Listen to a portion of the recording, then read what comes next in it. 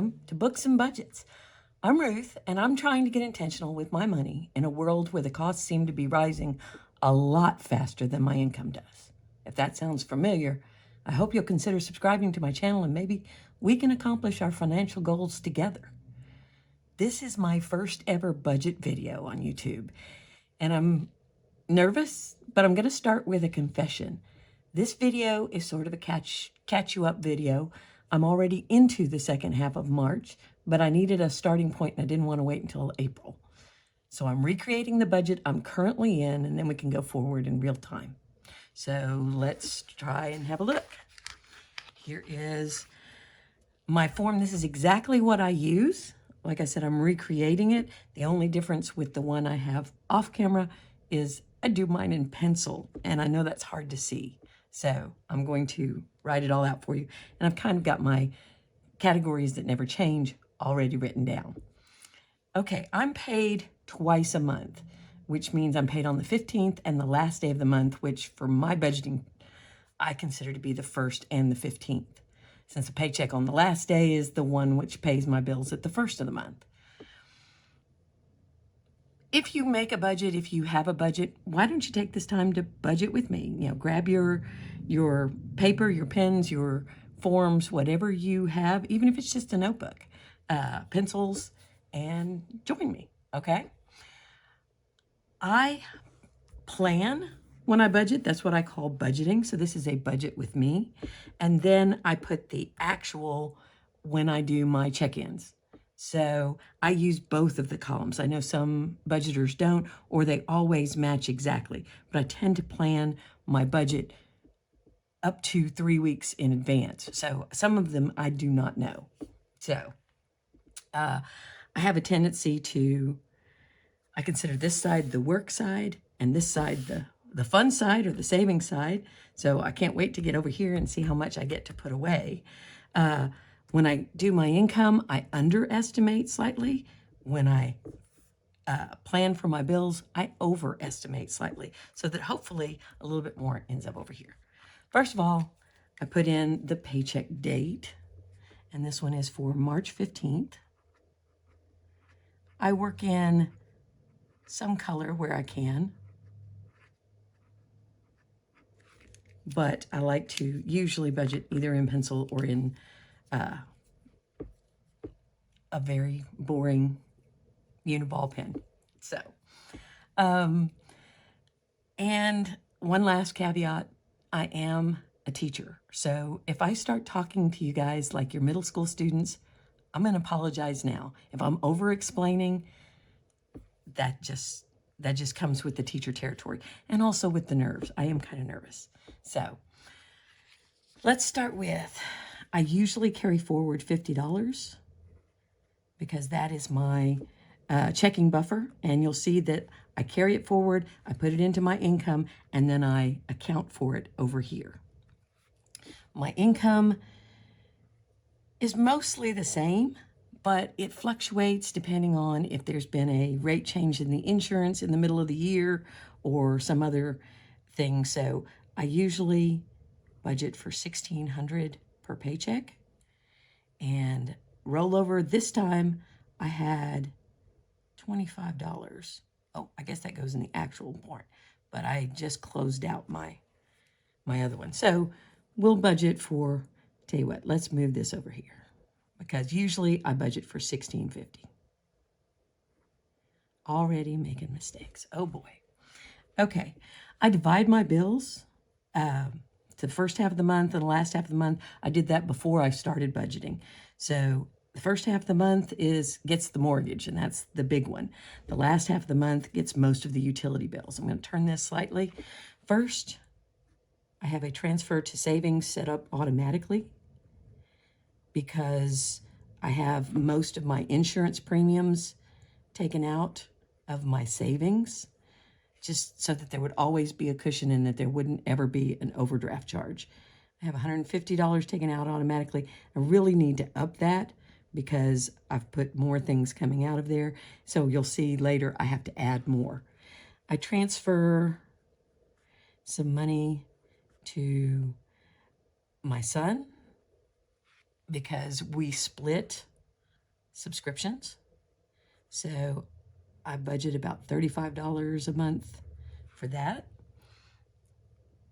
I have union dues as a teacher. Those also come out automatically, $31.25 per paycheck. I have YouTube TV. I cut cable a couple of years ago, 3 or 4 years ago, actually now, but I was just hesitant to cut it completely, and I really wanted to have a better access to my local channels because I can't always get all of them with an antenna. So that, and just not being willing to give up certain other channels, I have hung on to YouTube TV.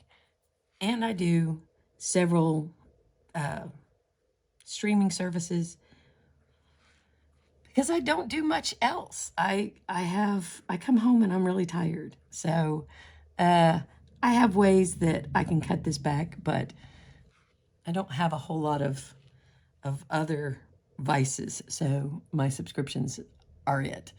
My life insurance is the only one that comes out of the out of this checking account. And if you'll notice, these are almost all, this one should have been. I usually budget it at 35. I like to round all of these up to multiples of 5. And I don't have any whiteout with me. I'm not going to go in the other room and get it. I'll clean it up later, I promise, okay? Usually my hair appointment comes out of here, but not this month. I get my hair done every 5 weeks, so once or twice a year, there is a month where I can skip it. So that's really cool. Then I do my utilities. I have my electric. These are most of my utilities. My natural gas. My water. It's water, sewer, trash. It's with the city. In a lot of towns that I've grown up in, and T-Mobile for my cell phones, mine and my son's. A lot of towns that I've grown up in, they all have a city that does all of this stuff. They come out at different times, but these are all actually due in April, probably the first half of April. And because of that, I have gradually, eventually gotten it shifted to where they're all in, I pay them the last half of the month before. And I don't do levelized billing. I will explain that in another video, but essentially I levelize my own billing because I just don't quite trust it. So this is what I budget for them, and that's how I got a month ahead, is on the months when, in the spring and the fall, when the heat's not on up a lot and the air is not on a lot, these bills are actually lower, and I can put some in a sinking fund. So I do that. Okay, so with all of this, let me double check my numbers here. Yes, with all of this added together, my bills budgeted total is $925. And for the most part, I don't put the cents when I'm budgeting, but when I do my actual, I budget to the penny. So left over from $1,650, I would have $725. I bring that down. I am a cashless budgeter. I don't have a lot of trouble with my debit card because I don't like being in stores. A lot of it has to do with having some gimpy knees, and it's just not worth it to me. I'm not much of a shopper. My groceries I pick up through Walmart pickup. So I don't have a lot of trouble with spending money on my debit card. So I am cashless. I track these things as my variable spending, and I actually save certain things in sinking funds, but I don't save them in cash. I save them all in the bank. So, and at some point, I'm going to get the hang of the high yield savings accounts. I do not have one now.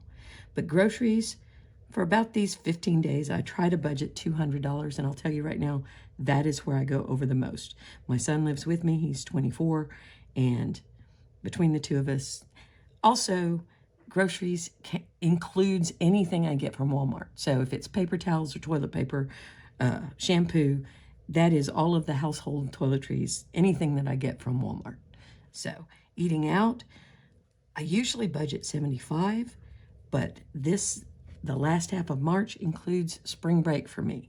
So I wanted to put a little bit more for eating out in case we decided to, a little bit more for gas in case we decided to go somewhere. I was actually staying pretty full and only budgeting about $30 every 2 weeks because I work really close to where I live. So not really going anywhere. Medical, I still put things down for this, but I have just converted to a health savings account. I changed my insurance to a higher deductible. And so I'm going to use my HSA for the very first time this month and see what I think about that. Entertainment, I usually give us $20.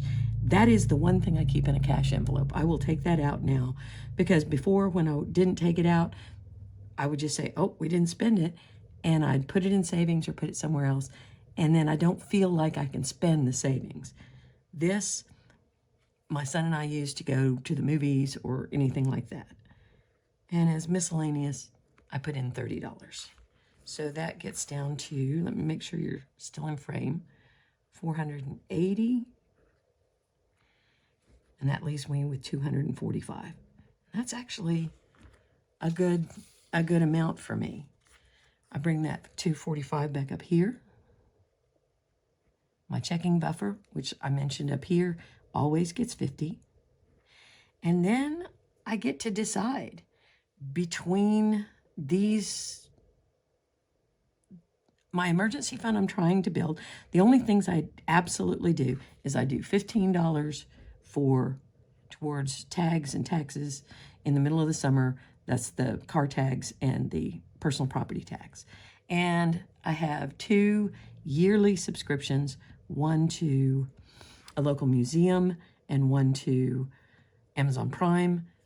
I'll rethink that maybe someday, but these are the expenses that are always there. This $90.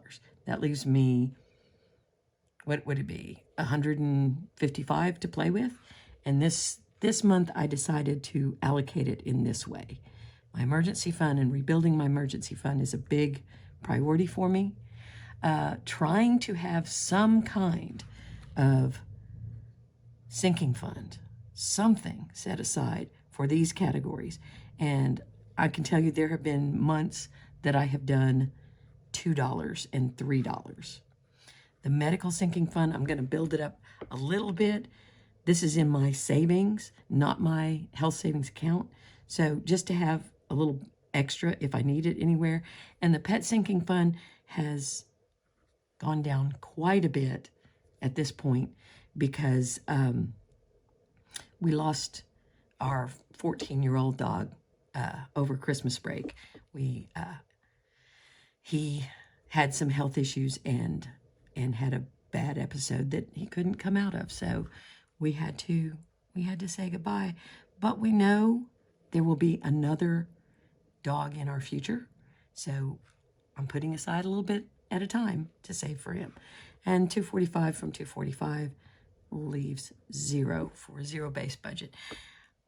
I don't leave any for debt because just last month I paid my last one except for my mortgage, and I'll talk about that in another video. And sometimes there are some extra savings that come along, and I will add those usually when I do my check-in and my actual. So that's my current budget for the second half of March. I'll be filming a check-in very soon where I will at least show the ones that have already come out and what I will be doing with those. You can see if I'm sticking to my plan. And I have one more thing I wanted to do, but I'm going to have to pause for just a moment. Okay, I'm back. I named my channel Books and Budgets so I can talk about the two things that I both enjoy and need to be held accountable for. I want to end each video with a quick book check-in, and I'll try to keep the book comments short on the budget videos and the budget comments short on any book videos. FYI, I belong to two, not one, two book clubs, and I just finished the monthly book for one. I don't have it right now because I borrowed it from the library trying to be budget conscious, but I'll try to put a picture of the cover right here. We read The Girl Before by J.P. Delaney. It is a psychological thriller, kind of, about a woman who moves into a very unusual house. And the house was very much a character in the book. It was not an old and haunted house like a lot of books, but it was modern, it was minimalist, it was built by a world-famous architect. And after she moves in, she starts learning about the girl who lived there before, hence the title. I'd give it 3.5 to 4 stars. I'm really bad with out of 5. I'm really bad with star ratings, but I would say it was a really good read. It was enjoyable. It was quick, but it probably won't be something that I reread. It's, it was good for what it was good for. Now, my other book club meets in 4 days, and we are reading this. I hope there's not too much glare. It's called The Wishing Game by Meg Shaffer, and I haven't even started it yet. 4 days. I told you 4. According to blurbs on the front and the back, it's kind of a love letter to reading and childhood literature, stories that we loved when we were really young, and kind of has a Willy Wonka kind of feel with the author of a children's series doing something surprising and kind of a worldwide sweepstakes kind of thing. So Willy Wonka meets reading. I'm down for it. I'm hoping to start it this evening. So that's all I have for right now. I'm still really nervous. I hope this video comes out. And if you like what you've seen and you would like to see more of the content that I described, please give me a thumbs up, leave a comment, hopefully encouraging, or with things that you'd be interested in knowing more about, questions you have, or subscribe to my channel. And I'll try to get some more videos out so you can know just what I'm about. Until then, thank you very much.